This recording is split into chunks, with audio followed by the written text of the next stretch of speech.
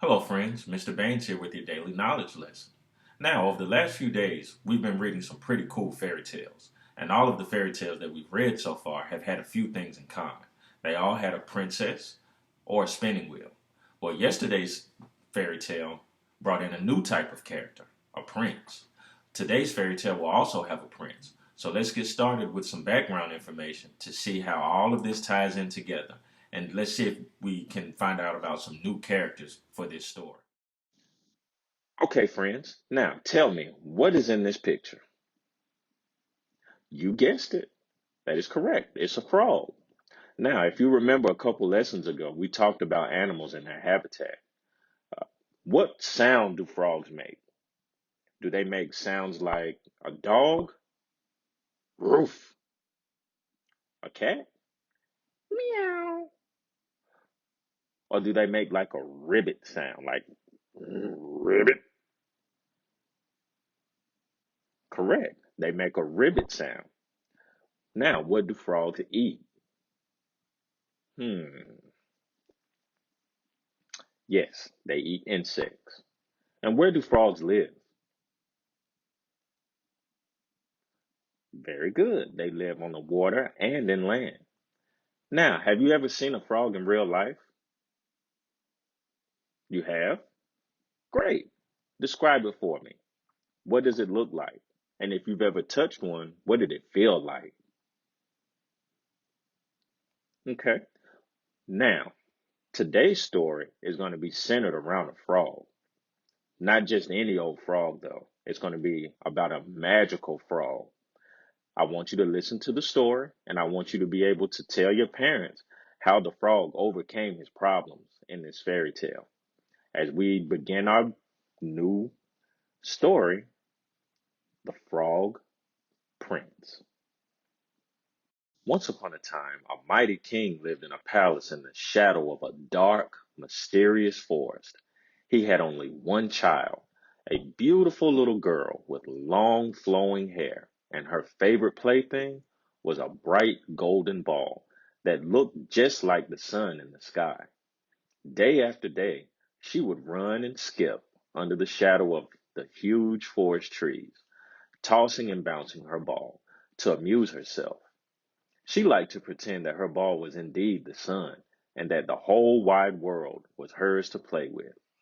One day, however, as she spun the ball in her little hands, it slipped from her fingers, rolled over the leafy ground, and fell, splash, into a deep well. She ran quickly to the edge of the well and peered in, but her beautiful golden toy had vanished into the darkness. She began to cry very loudly because she was not used to disappointment, when she suddenly heard a timid, scratchy voice behind her say, "Ribbit, what's the matter, princess?" Spinning around, she realized that the speaker was the ickiest frog she had ever seen. "I have dropped my ball into the well, and it is lost, gone forever," she wailed. The frog looked at her and blinked. "Ribbit, I could get it for you. If Oh, Froggy, I'd give you anything you want if you could get my lovely ball back. You can have my crown." "Ribbit, I don't want your crown," the frog said. "Or my jewels," she offered. "Ribbit, what would a frog do with jewels?" he wondered. "Oh, I don't care," the princess snapped. "Just get my ball." "Ribbit, well," the frog said, "I do not want your jewels, but I do want a friend. It is lonely being an icky frog. If I fetch your ball from the dark, chilly well for you, will you agree to be my friend forever, afterward, and love me and share everything with me?" Of course I would, the princess promised. But in her heart, she thought, who cares what that old frog wants? He'll never leave this well anyway. The frog did not know her thoughts, however, and he dived eagerly down into the well. A few seconds later, He emerged from the water holding the precious golden ball between two slimy webbed hands. "Ribbit, it was very cold down there," the frog remarked, but the princess was not listening. "Hooray!" she cried, and seizing the ball, she immediately ran back to the palace. The frog croaked after her. "Ribbit, wait! I cannot run as fast as you." She ignored him, however, and considered the matter settled. That night, however, while the court feasted, a loud knock sounded on the door.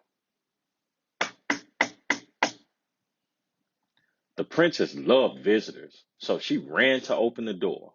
But who should stand there on the palace stairs but the icky, warty frog?